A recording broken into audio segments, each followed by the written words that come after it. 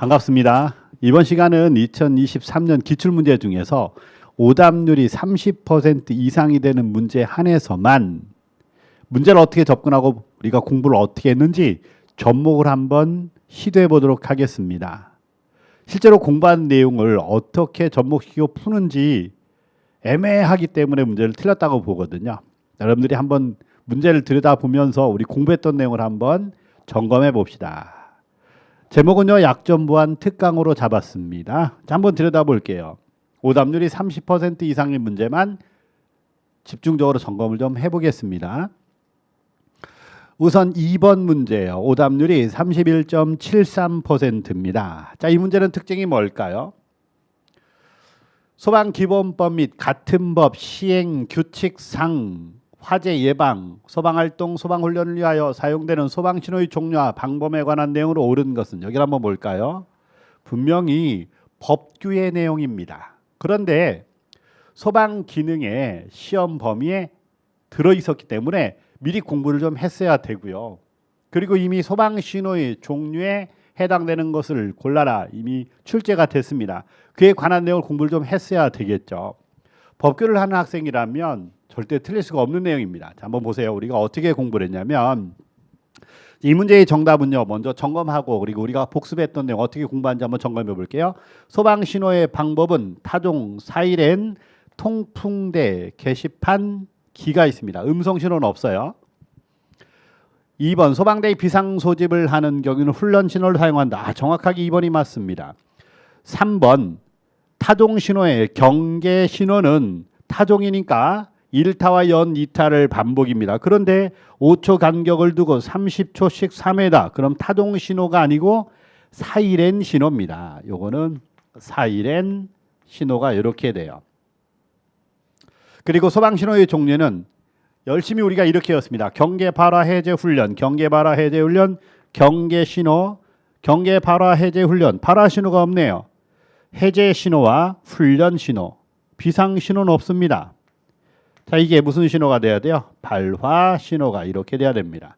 정답이 몇 번인가요? 2번이 아주 쉽게 답이 나오죠.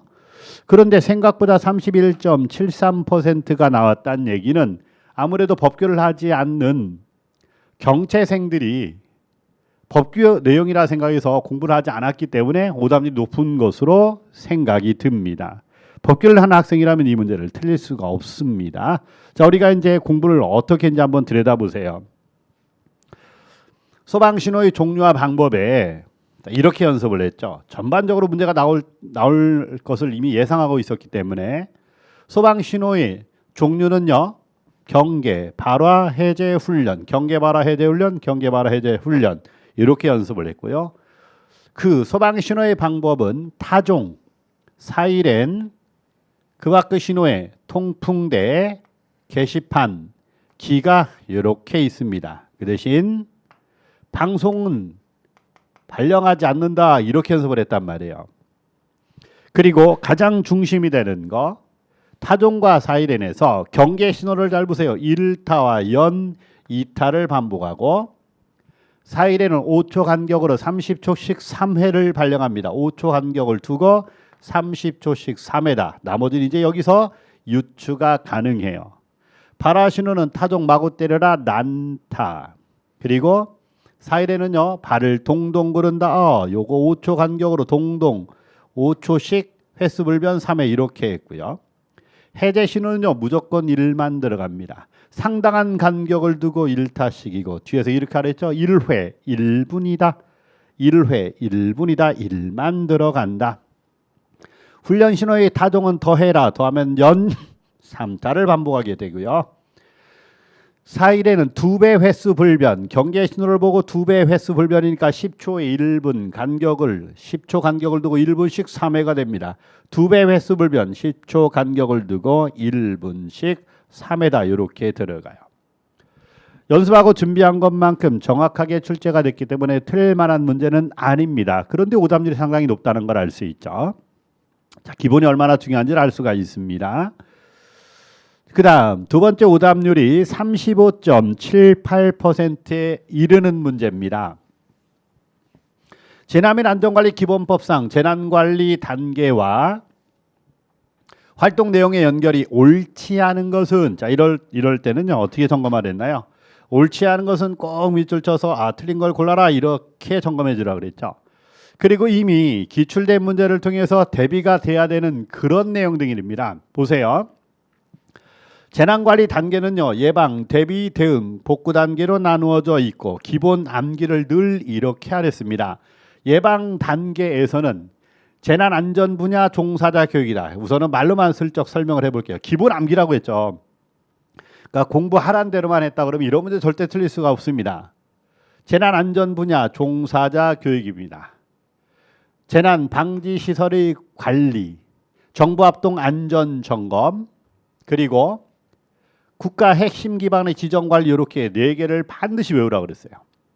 대비 단계에서는요. 자, 그럼 이제 여기 위험 구역의 설정이다. 요거는 이제 대응 단계가 됩니다. 그래서 이미 1번이 틀렸다는 걸 알 수 있어요. 위험 구역의 설정은 예방 단계가 아니고 대응 단계가 되기 때문에 정답은 이미 1번이 나왔고요. 대비 단계에서는 재난 분야 위기 관리 매뉴얼 작성 운영, 재난 현장 긴급 통신 수단 마련, 재난안전통신망 구축 운영입니다. 재난안전통신망 구축 운영입니다. 재난관리 자원의 비축 관리다. 이렇게 4개를 꼭 외우라고 하거든요. 딱 들어맞습니다. 그리고 대응 단계는 재난사태의 선포입니다. 재난사태의 선포다. 반드시 기본이 된 내용을 암기를 하고 그 내용을 토대로 인지력을 키우고 정답을 풀어내는 거예요. 자, 이거 한 번 더요. 대응 단계는 재난 사태의 선포입니다. 위기 경보의 발령이다. 그리고 재난의 예보 경보 체계 구축 운영, 위험 구역 설정, 강제 대피 조치, 그리고 차량 통행 제한 등 이렇게 들어가요. 재난 예보 경보 체계 구축 운영 이미 출제됐던 내용이 다 기출된 문제에 들어가 있기 때문에 복습만 했다면 이건 틀릴 이유가 없겠죠. 복구 단계에서는 자 이렇게 재난 사태의 선포는 대응 단계지만 특별자가 붙으면 이건 복구 단계다. 특별 재난 지역의 선포 및 지원이니까 복구 단계가 딱 들어맞습니다. 보조금 지원이다. 손실 보상이다. 돈에 관계된 거 무조건 다 복구 단계다. 이렇게 기억해 주면 되죠. 정답은 1번이 됩니다. 자, 우리가 어떻게 공부하라고 했는지 한번 들여다 볼게요. 정답은 1번입니다. 그럼 우리가 공부를 어떻게 했을까요? 우리 공부한 내용과 맞아떨어져야 쉽게 문제를 풀 수 있는 거죠. 자, 보세요. 예방 단계에서 4가지를 꼭 외우고 규칙적으로 읽어주라고 그랬습니다. 첫 번째, 재난안전 분야 종사자 교육과 그리고 재난방지시설의 관리, 국가 핵심 기반의 지정관리, 국가 핵심 기반의 지정관리 이렇게요. 그리고 정부합동 안전점검 이건 반드시 외우라고 그랬어요. 정부합동 안전점검 이렇게 정부합동 안전점검 이렇게 외웠죠. 자, 그리고 나머지는 이제 집중적으로 읽어줘라 이렇게 얘기했습니다. 인지력을 키워주라 그랬어요. 기본 암기는 반드시 해야 되고요.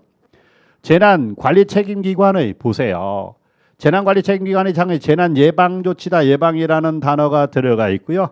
특정관리 대상 지역의 지정 및 관리, 국가 핵심 기반의 지정관리, 특정관리 대상 지역의 지정관리라는 단어를 통해서 읽어주기만 해도 충분히 커버가 됩니다.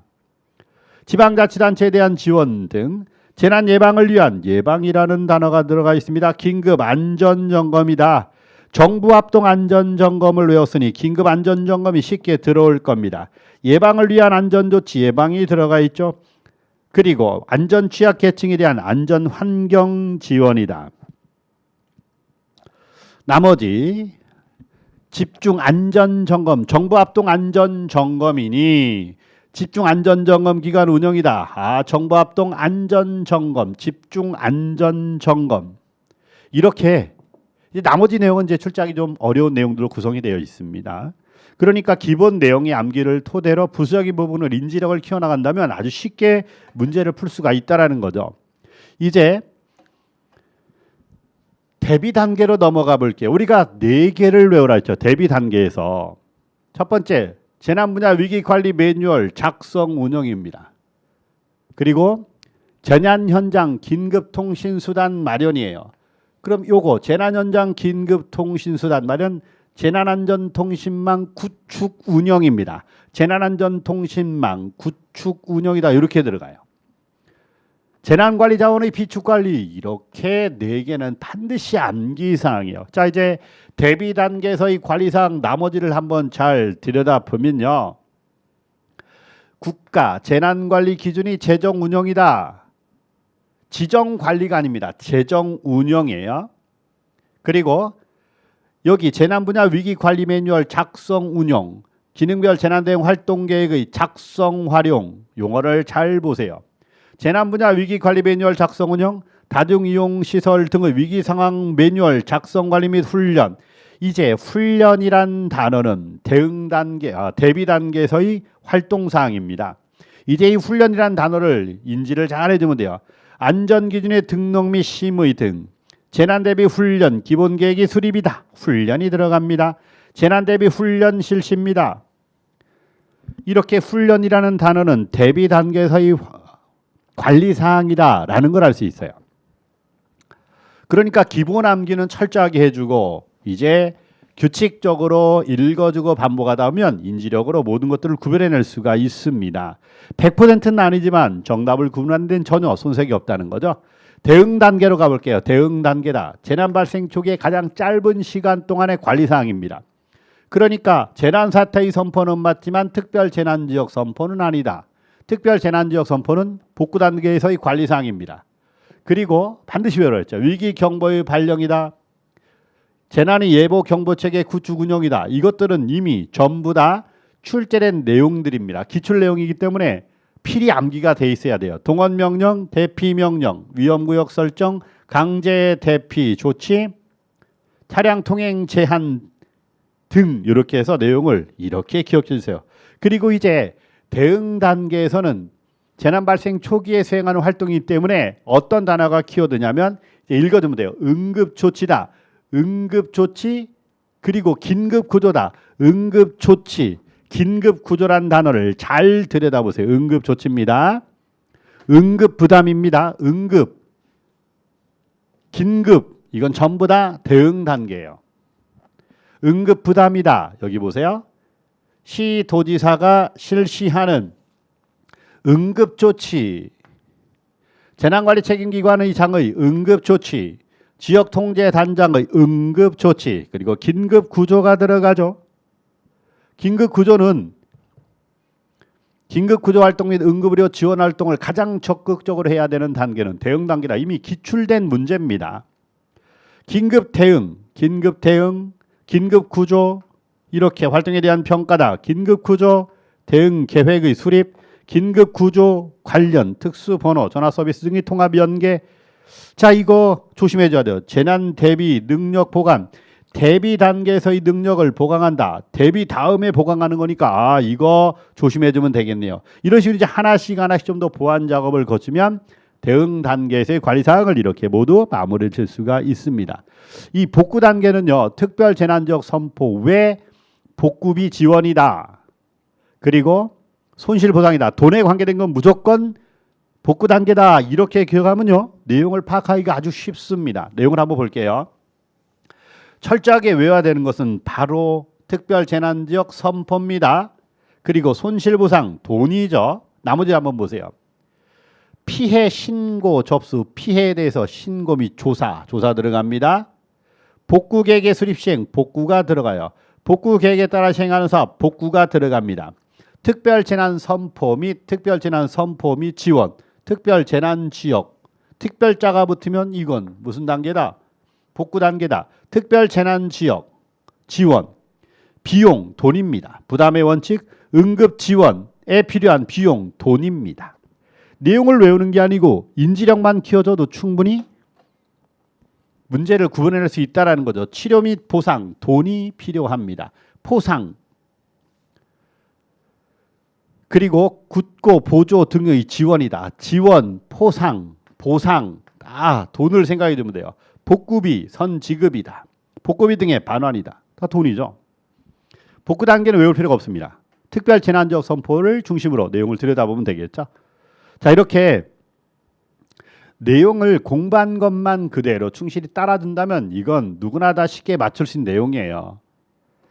그런데 얼마만큼 연습을 했느냐라는 게 중요한 거죠. 자, 이제 16번 문제다. 이 부분에서는 생각보다 틀릴 확률이 높다라고 생각을 해요. 왜 그런지 한번 들여다볼게요. 이제 우리가 배웠던 내용과 한번 접목을 시도해보고 우리가 기본 개념 자체만으로 문제를 100% 풀어낼 수 없다라 그랬죠.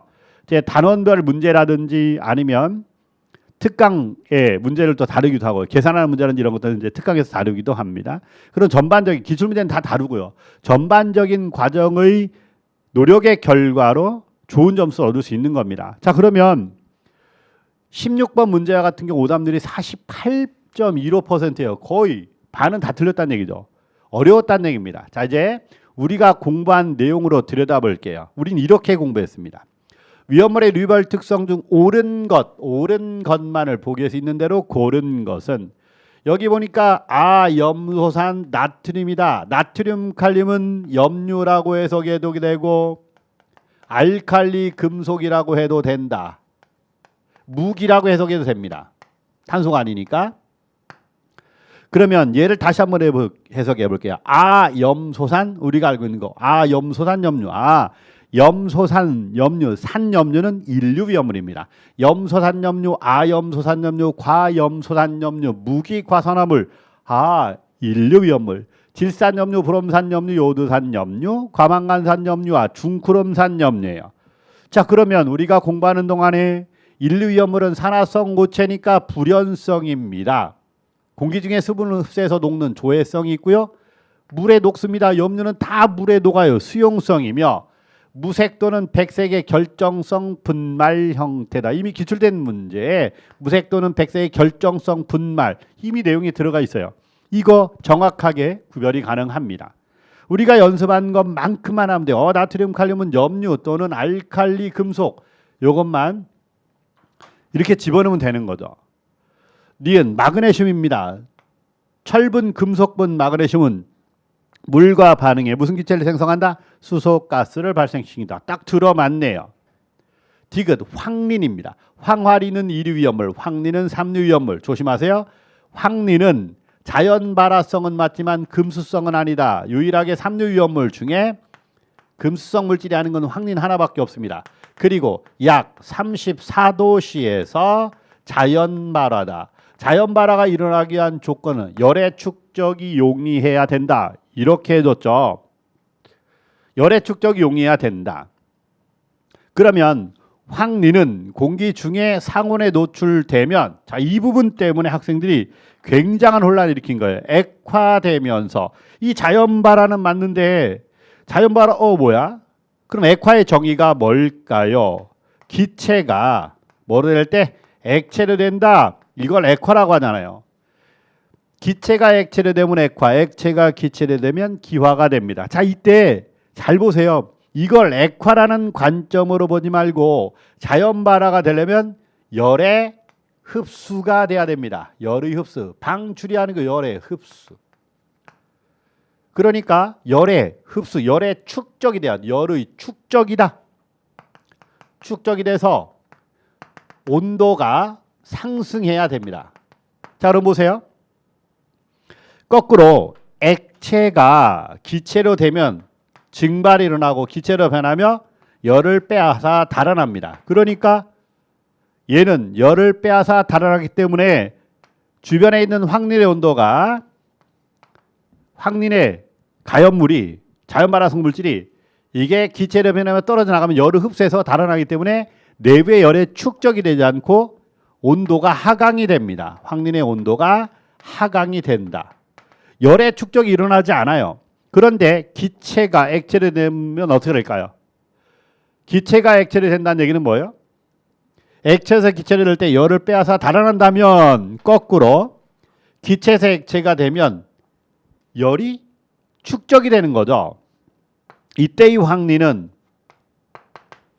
기체에서 액체로 되면요 열을 방출하게 됩니다. 그러면 액체에서 열을 방출하면 그 열을 흡수해서 황린 자체 온도가 올라가는 거죠. 그러니까 온도의 상승을 가져오는 겁니다. 온도의 상승을 가져오니 열에 축적이 돼서 자연 발한다 이런 관점으로 해석을 하는 게 맞는 거죠. 자, 그러니까 그럼 이제 우리가 배운 거 한번 보세요. 기화열은 뭐죠? 열을 빼앗아 달아나기 때문에 가염물의 온도가 내려간다. 그럼 거꾸로 액화열은요, 그 열만큼을 가염물이 흡수해서 온도가 상승하기 때문에 열의 축적이 돼서 온도 상승으로 자연 발활한다 이렇게 해석하는 거예요. 이 부분은 이 내용은 맞는데 황리는 자연 발활한다. 약 34도씨에서 자연 발활한다. 맞단 말이에요. 그런데 여기 액화되면서라는 걸 잘 해석하면 이게 해석이구나. 기화라고 하면 열을 빼앗아 달아나기 때문에 열을 흡수해서 얘가 떨어져 나가는 거니까 황린 자체의 가염물의 온도는 내려가는 거예요. 거꾸로 해석을 해줬어야죠. 그러니까 이것도 맞습니다. 정답 뭐다? 기역니은이 아니고 기역니은 디귿의 4번이 정답이에요. 그러니까 역시 한두 문제 정도는 해석하는 게 나올 거고 우리가 감안을 하고 공부를 해야 된다라고 했죠. 그 중에 하나의 문제가 16번 문제라고 보여집니다. 생각보다 이 부분에서 틀린 사람도 꽤 많아요. 기역, 니은으로 정답을 체크해서 틀린 사람 많습니다. 자, 그래서 16번 문제가 디귿탕 때문에 문제가 어렵다라고 보는 거예요. 우리 관점에서는 이런 건 식은죽 먹기죠. 걷어먹기인데 이 부분에서 좀 혼란을 일으켰다라고 보여지고요. 자, 우리가 공부할 때 내용을 한번 들여다볼게요. 공부했던 내용의 기본 개념만으로 들여다본다면 첫 번째 제1류위험물, 산화성고 제1위험물, 가연성고 제3류위험물, 자연발화성 및 금수성 물질, 자연발화성만 갖는 것은 황린이라는 거. 1류위험물은 산화성 고체이기 때문에 산소를 내어놓습니다. 그러니까 불연성 물질이다. 이렇게. 그러니까 불연성 물질인 것은 요 제1류위험물과 제6류위험물이 불연성이고 나머지는 다 가연물이에요. 사리염물, 인화성 액체, 오리염물을 자기 반응성 물질이다. 이해됐죠? 자, 이제 기본 개념 하나를 이렇게 잡아줘야 되고요. 이제 이거 공부하는 동안에 이게 불연성 물질이다. 그러면 육류위험물도 뭐가 된다? 불연성 물질이라는 개념 자체를 우리가 공부를 했던 겁니다. 단순하게 이게 하나만 외우면 안 되고 이제 내용이 조금씩 더 추가가 돼야 되는 거죠. 그 다음 명칭을 한번 볼게요. 처음 공부할 때는 우리가 이렇게 공부하죠. 인류위험물의 품명은요. 염소산염류, 아염소산염류, 과염소산염류, 무기과산화물이다. 산염류가 붙으면 모두 인류위험물이다. 이렇게 공부하고요. 아자는 산소가 덜, 염소산염류에 비해 산소가 하나가 덜 결합되어 있고 과염소산염류는 염소산염류보다 산소가 하나가 더 과하게 결합되어 있다. 이렇게 해석하는 거고 이제 산염류라고 하는 것은 무엇을 의미하는 거다? 알칼리 금속이라고 해도 되고요. 나트륨, 칼륨을 얘기하는 겁니다. 무기라고 해석해도 돼요. 그게 뭐다? 나트륨, 칼륨을 얘기한다라고 이렇게 기억하라고 그랬어요. 이렇게. 무기과산화물은요. 유일하게 물과 반응한 무슨 기체를 생성한다? 산소 기체를 생성한다. 그래서 무기과산화물을 뭐라고도 합니까? 알칼리 금속의 과산화물이다 라고 표현하죠. 알칼리 금속의 과산화물이다. 산소가 많이 붙어 있기 때문에 과하게 붙어 있다. 알칼리 금속, 나트륨, 칼륨을 말하는 겁니다. 무기, 이건 탄소, 없다, 탄소가 없다. 무기, 알칼리 금속을 또 뭐라고도 한다? 무기라고도 합니다. 나트륨, 칼륨이라고 했잖아요. 알칼리 금속의 과산화물, 무기 과산화물 이렇게 연결이 되는 거죠. 나트륨, 칼륨, 알칼리 금속은 무기니까 뭘 얘기한다? 역시 마찬가지로 나트륨, 칼륨을 얘기하는 겁니다. 이렇게요. 나머지는 이제 산염류니까 물과 반응하지 않고 염류는요 물에 잘 녹습니다. 조해성이 있어요. 공기 중에 수분 흡수해서 녹는 조해성이 있다. 백색의 분말. 그러니까 당연히 물에 잘 녹습니다. 자, 이제 기본 개념에서 우리가 문제를 풀어가는 동안에 그런 내용을 다 추가해서 단원별 예상 문제를 푸는 동안에 굉장히 많이 연습을 했어요. 그러니까 이런 것들은 어떻게 보면 그냥 충실히 과정을 따라가면 다 알게 되는 내용들이거든요. 그러면 우리가 단원별 문제 풀이에서 다뤘던 내용을 한번 접목을 해볼게요. 어떤 내용이 들어가 있냐면 백색의 분말에 무색 결정의 백색의 분말, 무색이나 백색 결정의 금속의 분말. 이건 기출문제에 나왔던 내용이고요. 보세요. 염소산 나트륨이다. 자, 이거 나트륨은 염류라고 했죠. 염소산 염류, 아염소산 염류, 과염소산 염류. 아자가 붙어도 되고요. 과자가 붙어도 됩니다. 그러니까 이거 여기서 이제 충분히 연습을 우리가 했던 거예요. 그렇구나. 그러면 염소산 염류니까 이거 인류위험물. 잘못된 것을 고르래요. 딱 보는 순간에 제1류 위험물이구나. 이게 이렇게 들어갑니다. 그럼 산과 반화가 유독한 이산화염소다. 산과 반화요. 염산, HCl, Cl, 염소가 있습니다. 염소. 그리고 산소, 염소산, 산소가 과하게 붙어 있으니까 산소가 두 개 결합되어 있는, 염소와 산소가 두 개 결합되어 있다. 이렇게 우리가 들여다볼 수 있는데 신경 안 써도 괜찮아요. 이거 아니어도 충분히 답이 나온다고 그랬죠. 자, 그러니까 염소를 발생시킨다. 맞습니다. 그러니까 이런 문제를 통해서 이런 것도 좀 흡수를 하고 무색, 백색 결정이다. 맞습니다. 조해성, 공기 중에 숨을 흡수해서 녹는 성질을 조해성이라고 한다 그랬잖아요. 맞습니다. 염류자가 들어가니까 조해성 맞아요. 알코올이나 글리세린에 녹지 않는다. 물이나 수용성에 녹아요. 녹지 않는다? 아닙니다. 녹습니다. 그러니까 우리가 이제 이런 정도까지 연습을 충분히 하기 때문에 정답 몇 번이다? 4번이다. 이렇게 이제 연습을 했습니다. 그 과정에 좀 더 복습이 가능한 내용들이 나온다라는 거죠. 그러면 또 이류위험물 이제 품명을 한번 들어가 볼게요. 우리가 공부를 하는 동안 이제 지금 등장했던 내용을 보면 전반적인 내용에서 고르는 문제가 나올 것이라고 우리는 이미 알고 있었단 말이에요. 거기에 맞춰서 이제 정확하게 공부를 했고, 그러면 황화린은요, 3황화린, 5황화린, 7황화린이 있는데 5황화린과 7황화린이 물과 반응해 황화소 기체를 생성하고 3황화린은 물과 반응하지 않아요. 그 다음 유황과 정린 물과 반응하지 않습니다. 철분, 금속분, 마그네슘은 이미 외워놨죠. 물과 반응한 무슨 기체를 생성한다? 수소 기체를 생성을 한다. 이렇게. 그리고 또 하나 문제를 푸는 동안에 마그네슘은 물과 반응한 이산화탄소 소화기를 사용할 수 있다 없다? 없다. 왜? 이산화탄소 소화기를 방출하면 이산화탄소 소화약제를 사용할 수 없다. 이산화탄소와 반응에 탄소나 일산화탄소가 생성되기 때문에 반응을 한다라 그랬어요. 그래서 이산화탄소 소화약제를 사용할 수 없다. 그리고 인화성 고체 조심할 거. 인화성 액체는 사류염물이고 인화성 고체는 이류염물이다. 이렇게 해서 품명과 물과 반응에 생성되는 기체까지 완벽하게 외워놓은 상태니까 이것도 당연히 쉽게 접목이 될 수 있는 부분이죠. 그럼 소화 대책을 한번 보세요. 물과 반응하지 않으면 대량의 물을 이용한 가장 쉬운 냉각소화, 물과 반응하면 건조사 등을 이용한 질식소화다. 우리 소화 대책을 공부할 때 철분, 금속분, 마그네슘 해놓고 물과 반응해 수소기체를 발생한다. 이미 연습을 했고요. 건조사, 팽창질석, 팽창진주암을 이용한 질식소화가 좋다. 이렇게 이미 연습을 해놨습니다. 자, 이제 배웠던 내용 또 삼류염물로 가볼게요. 삼류염물은 이게 하나하나의 내용이 다 접목이 되기 때문에 단편적인 내용만은 문제를 풀지 못해요. 전반적인 내용을 알지만 정답이 드러나게 돼 있습니다. 나트륨, 칼륨, 알킬, 리튬, 알킬, 알루미늄, 알카리 금속 및 알카리 토금속, 물론 나트륨, 칼륨을 제외합니다. 유기금속 화합물, 금속의 수소화물, 금속의 인화물, 칼슘 또는 알루미늄의 탄화물. 보면 황린을 제외한 나머지는 자연발화성 및 금수성 물질이야. 황린은 물과 반응하지 않습니다. 자, 우리가 어떻게 외웠나요? 나트륨, 칼륨, 물과 반응한 무슨 기체? 수소 기체가 됩니다. 알킬 리튬은요, 물과 반응하게 되면 메틸리튬은 메테인, 에틸리튬은 에테인, 부틸리튬은 뷰테인 기체를 생성한다.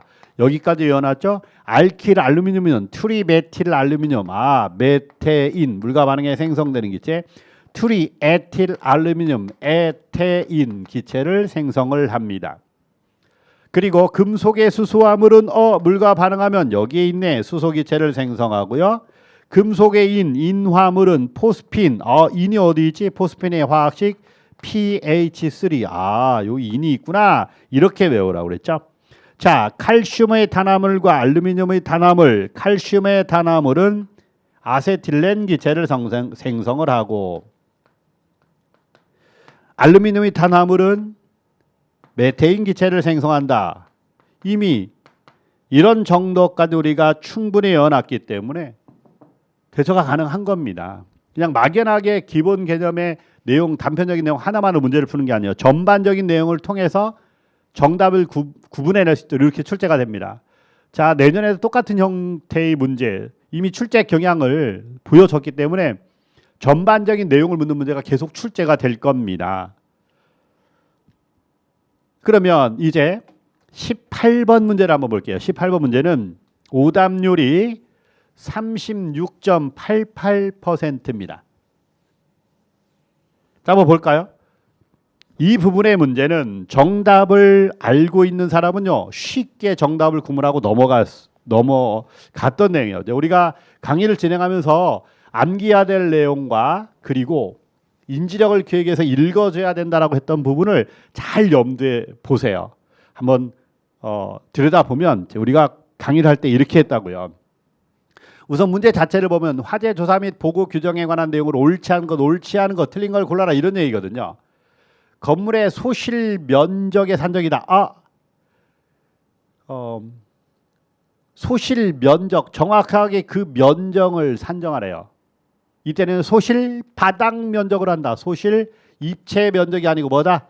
바닥 면적을 하고 피해 범위가 6면 중 2면 이하인 경우는 피해 면적의 합에다 곱하기 5분의 1을 한다. 이렇게 연습하랬다는 거. 소실 정도 어느 정도 소실됐느냐 정도를 물어봤죠. 이건 면적을 계산하는 얘기. 이건 어느 정도 소실됐느냐 전소, 반소, 부분소. 이때 중요한 거 건물의 무슨 면적? 입체 면적이라고 그랬습니다. 건물의 입체 면적에 전소는 70% 이상 소실, 그 미만이라도 잔존 부분을 보수하여 재사용이 불가능하면 전소다. 그럼 반소는요 30% 이상 70% 미만 소실된 경우다. 전소나 반소가 아니면 부분소다. 이건 우리가 철저하게 외웠던 내용이에요. 자, 이제 인지력을 기울이기 위해서 외워주지 않아도 좋으니 꼬박꼬박 읽어줘라. 자, 이거 아니어도 이미 정답 1번 나왔기 때문에 아는 사람 1번 쓰고 넘어갔을 겁니다. 그럼 3번 건물 등 자산에 대한 최종 잔가율은 건물, 부대설비, 구축물, 가재 도구는 20%로 하며 그 이외의 자산은 10%로 정한다. 숫자가 들어가니까 게으름 피지 말고 꼬박꼬박 인지력을 키울 수 있도록 읽어주고 가라라고 했던 기억이 나요. 모두 다 100% 외우지 않아도 괜찮습니다. 이런 정도의 수치는 머리가 읽어주는 족족 횟수가 늘어난다면, 반복 횟수가 늘어난다면 인지가 잘 되기 때문에 크게 의미를 두지 않아요. 발화 일시의 결정, 발화 일시의 결정은 자 이제 화재의 인지라는 단어가 나옵니다. 관계인 등의 화재 발견 상황 통보를 화재 인지라고 그래요. 인지 시간 및 화재 발생 건물의 구조, 재질 상태의 화기 취급 등 재질 상태와 화기 취급 등 상황을 종합적으로 검토하여 결정한다. 다만 자체 진화 등 사후 인지 화재로 그 결정이 곤란한 경우에는 추정할 수 있다. 이런 것들은 실은 답을 만들기 어려운 부분이에요. 그러니까 어떻게 보면 내용을 좀 충실히 이렇게 넣기 위해서 채우는 것에 불과한 겁니다. 보면 수치, 단어가 딱 들어가 있는 내용이 정답을 만들기 좋은 내용이죠. 근데 우리 이미 출제 경향을 파악을 했기 때문에 이건 대비가 가능했던 겁니다. 자, 뒤에 내용 모른다 할지라도 인지력이 충분하지 않아도 이미 정답 몇 번이다? 1번이 틀린 게 내용이 있기 때문에 쉽게 정답을 구분할 수 있었던 그런 내용이죠. 그리고 출제 또 2번 정도가 되었었기 때문에 이 문제는 어떻게 보면 틀리지 않을 수 있는 문제인데 오답률이 36.88% 정도 나온 게 조금 의아스럽습니다. 그 다음 우리가 배웠던 내용을 한번 들여다볼게요. 자, 이제 우리가 공부했던 내용에 충실하게 출제가 된지 한번 들여다봐야 되는데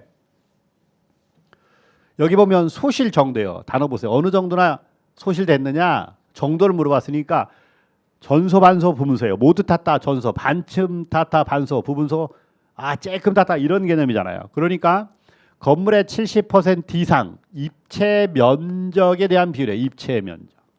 소실 정도는 입체 면적이다.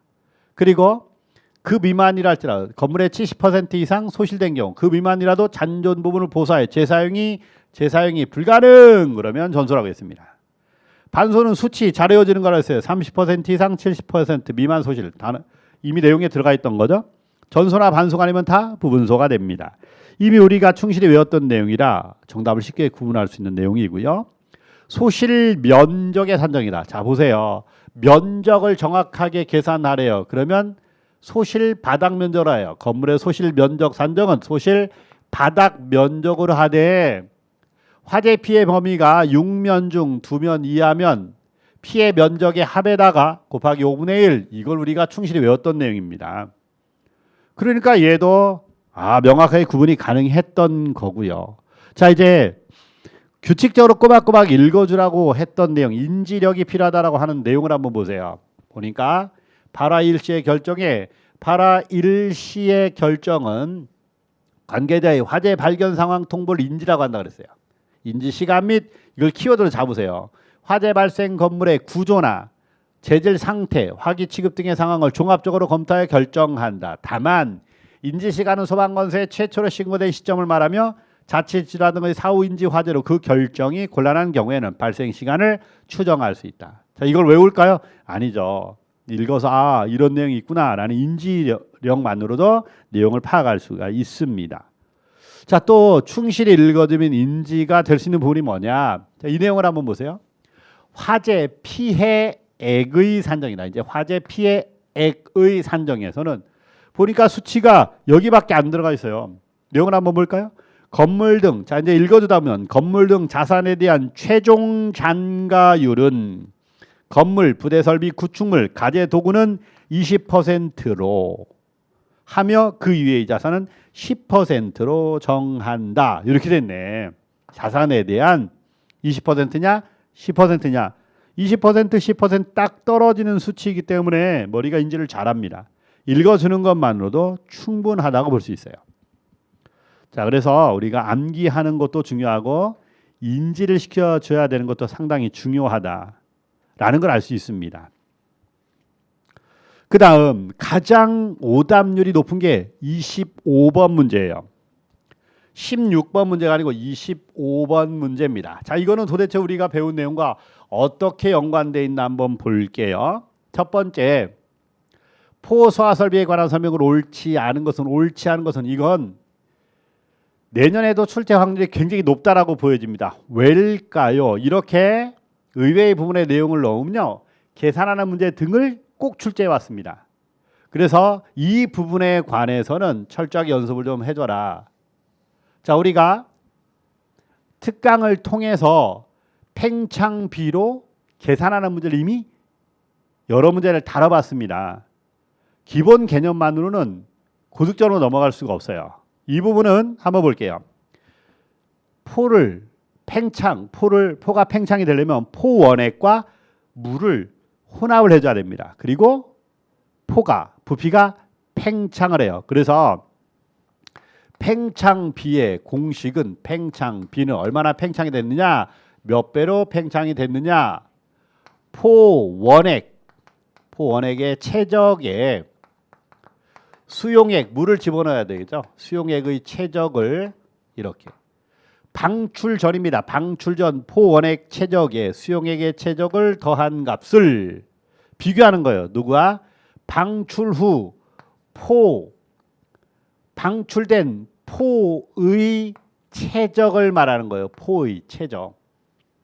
몇 배로 팽창을 했느냐? 팽창비는 방출되기 전에 포원액의 최적에 수용액의 최적을 더한 값으로 무엇을 나누라? 방출 후 포의 최적을 나오면 그 팽창비가 이렇게 나옵니다. 그럼 내용을 보세요. 팽창비란 최종 발생 단어를 어떻게 해석했나 보세요. 최종 발생한 포와 수용액이 섞인 겁니다. 포의 최적, 이렇게 원래 포의 최적을 포 수용액 최적이라고 표현했네. 최종 발생한 방출된 포의 최적은 포원액과 물이 섞인 다음 부피가 팽창한 거잖아요. 그래서 포의 최적이라고도 합니다. 원래 포의 최적으로 나온 값이다. 틀렸네요. 포의 최적을 원래 포와 수용액이 그 포와 수용액의 최적으로 나눈 값이야. 그러니까 올바르게 고쳐주면 최종 발생한 포수용액 최적이 아니고 포최적을 원래의 포수용액과 수용액의 최적을 포원액 최적과 포수용액의 최적을 더한 부피를 말하는 겁니다. 포수용액 최적으로 나눈 값을 말한다 이렇게 들어가는 거예요. 자, 이거 우리 특강에서 문제를 푸는 것까지 다뤄봤으니까 한번 접목을 시켜보겠습니다. 자, 이 연성계는 펌프의 흡입측에 진공계 또는 연성계를 부착한다. 진공계는 대기압보다 낮은 압력, 연성계는 대기압 이상 이하의 압력을 측정한다. 이거 우리가 공부하는 동안에 용어의 정의 반드시 나오고 있으니까 연습 열심히 해주라고 그랬어요. 포소약제 방출 방식 포소약제 방출 방식을 보면 방출 방식입니다. 전역 국소 호스릴 방식이다. 전역 방호 구역 내 소약제가 모두 방출되는 방식. 국소 방출 방식은 분사헤드에서 화점에 집중적으로 방출하는 방식이다.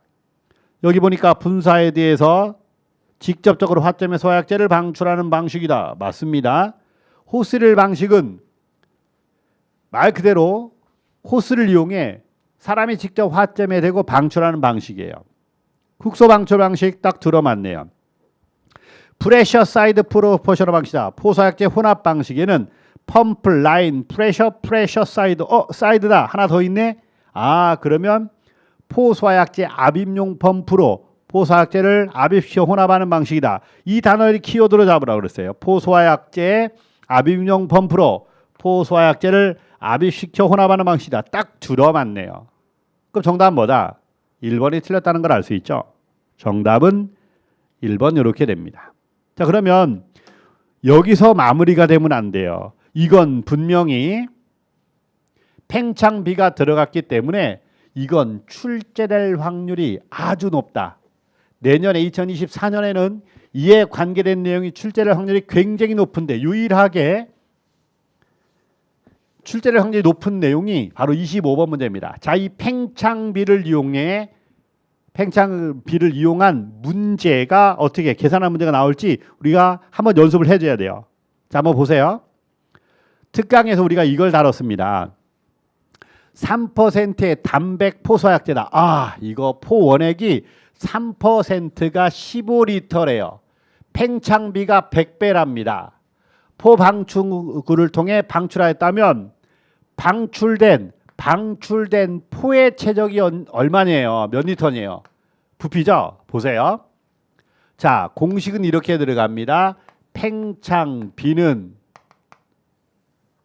방출되기 전 포원액의 체적입니다. 포원액 체적에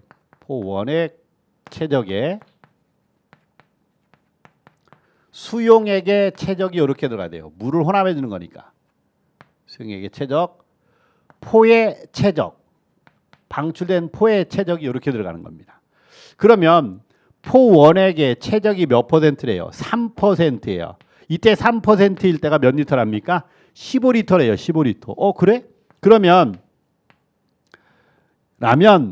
수용액의 체적, 물의 체적은 얼마냐? 100% 중에 3%가 포원액이니까 물은요 97%가 되는 겁니다. 그럼 수용액의 체적은 얼마냐? X다.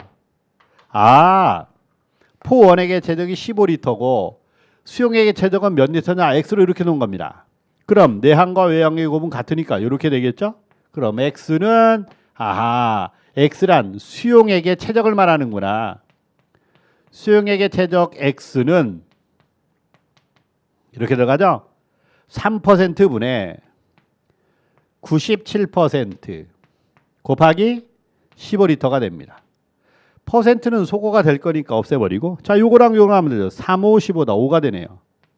그럼 97 곱하기 5가 되는 거니까 리터 남고요. 5, 9, 45, 45에다가 5, 7, 35, 485리터가 이렇게 되네요. 이렇게. 됐습니다. 485리터예요. 그러면 얘가 15리터가 되고요. 15리터. 수용액 최적이 몇 리터라고요? 485리터가 됩니다. 그러면 가세요. 이렇게. 포원액의 최적이 15리터, 3%인데 15리터고 97%가 물입니다. 계산해 보니까 비율로 계산해 보니까 485리터가 이렇게 돼요. 분의 포의 최적이 얼마인지 모릅니다. 포의 최적이다. 방출된 포의 최적. 이 했더니 몇 배래요? 팽창비가 100배랍니다. 100배. 100. 됐네요. 자, 이거 500이네요. 500. 넘어가면 500 곱하기 100이니까 포의 최적은 그러므로 포의 최적은 방출된 포의 최적은 500 곱하기 100 5만 리터가 됩니다. 5만 리터가 이렇게 되는 거예요. 이렇게 계산하는 거구나. 이건 내년에 출제되기 아주 좋은 내용입니다. 연습 충분히 해두세요. 정답 몇 번이다. 5만 리터 4번 이렇게 됩니다. 이미 연습을 다 끝내놓은 거예요. 특강을 통해서 기본 개념에서 다루기는 조금 뭐랄까요? 조금 이런 계산한 문제 나온 적이 없으니까 이제 특강을 통해서 이제 연습을 충분히 시켜줬습니다. 자, 그러면 한 번 더 들여다 볼게요. 우리가 해설을 할 때 어떻게 해설을 해 줬냐면 내용을 한번 비교해 보세요. 포의 팽창비는 우리가 이렇게 돼요. 저발포와 고발포 팽창 비율이 20배 이하면 저발포, 80배 이상 1000배 미만이면 고발포다. 고발포는 1, 2, 3종포로 나누죠. 1종포는 80배 이상 250배 미만, 2종포는 250배 이상 500배 미만, 3종포는 500배 이상 1000배 미만 이렇게 한단 말이에요. 여기까지도 이미 출제가 됐습니다. 그러니까 계산하는 문제 무조건 나올 거라고 봐줘야 돼요. 내년에는 무조건 나온다고 봐야 된다. 이미 팽창비 용어를 물어봤잖아요. 그러면 보세요. 팽창비란 포수용액, 포원액의 최적과 수용액의 최적을 자 이제 방출된 후 포의 최적을 나눈 겁니다. 포의 최적을 포원액의 최적과 수용액의 최적을 더한 값으로 나눈 비율을 팽창비라고 그래요. 그럼 공식이 어떻게 되냐? 팽창비는 방출전입니다. 포수용액의 최적, 포수용액의 최적과 포수용액의 최적은 두 개를 다 묶어서 표현한 거예요. 물의 최적과 포원액의 최적을 더한 값을 말하는 거고 포의 최적은 방출된 포의 최적 이렇게 해준 거죠. 그럼 보세요. 문제에 단백포 소화약제 3%가 15리터니까 그럼 나머지가 물이란 얘기잖아요. 그러면 97% 물은 방출전 물의 최적이 되는 겁니다. 그럼 내양과 외양의 곱이 같으니까 방출전 물의 최적이 얼마가 나오더라? 485리터가 나오더라. 자, 그러면 물의 최적이 485리터가 나오고 포원액의 최적이 15리터가 나왔으니까 더하면 얼마가 되죠? 500리터가 되는 겁니다. 이렇게 15리터에 485리터를 더하면 500리터가 되고 방출된 포의 최적은 얼마인지 보니까 X로 두세요. 이때 팽창비가 100배라고 했으니까 이거 넘기면 500 곱하기 100은 방출된 포의 최적은 얼마가 된다? 5만 리터이다. 이렇게 나오는 겁니다. 그러니까 우리가 기출문제를 풀어보는 이유는 출제 경향을 파악할 수도 있고 또 기출의 문제가 다시 나오되 똑같이 나오진 않아요. 조금 더 발전된 형태가 나오니까 그럼 딱 하나 남았죠. 계산하는 문제 하나 남았습니다. 여기까지 여러분들 준비를 좀 잘 해두기 바랍니다. 2024년에 이런 문제를 한번 만나게 될 확률이 아주 높습니다. 자, 이렇게 해서 이제 실제로 오답률이 30% 이상인 문제, 2023년 기출문제 중에서 오답률이 30% 이상인 문제들만을 선별해서 요약 정리를 한번 해봤습니다. 근데 우리가 배운 내용에서 절대 빠져나간 부분이 없어요. 충분히 연습을 했고 연습한 것만큼의 결과를 얻을 수 있는 그런 문제들로 구성이 되었습니다. 그 대신 기본 베이스가 갖춰지지 않는다면 고득점을 얻기가 어렵죠. 그래서 문제를 들여다본 결과 합격 점수는 자 이제 두 문제 정도는 하나는 틀릴 수 있고 또 하나 우리가 특강 정도까지 듣지 않았다면 팽창비를 이용해 문제를 푸는 것까지 해보지 않았다면 실수할 수도 있겠구나. 그래서 최대 두 문제를 틀릴 수 있다. 일반적으로는 한 문제 정도가 틀리는 게 정상이라고 보여집니다. 그래서 올해 합격 점수가 뭐예요? 개론이 90점, 그리고 소방 관계법규가 80점에서 85점, 행정법이 75점에서 80점, 평균을 내면요 85점이 딱 떨어집니다. 그런데 이제 일반적으로 일배수 합격 점수가 지역마다 조금 차이는 있지만 85점 정도로 보는 거예요. 자, 우리가 올해 2023년 문제를 들여다보는 이유는 내년 대비해서 공부를 어떻게 할 것인가, 그리고 우리가 공부를 잘 하고 있는지를 점검해 보자는 차원으로 이렇게 정리를 해 주었습니다. 남은 시간 동안 열심히 공부를 해서 내년에는 반드시 합격하도록 합시다. 자, 이걸로 내용 요약 정리를 마무리 짓도록 하겠습니다. 감사합니다. 공무원 합격! 에듀윌 합격 패스! 에듀윌 공무원 공인중개사 에듀윌 합격 패스 편입도 토익도 에듀윌 합격 패스 합격까지 초고속 에듀윌 합격 후 한 번에 빠른 패스 에듀윌 합격 패스 우리 모두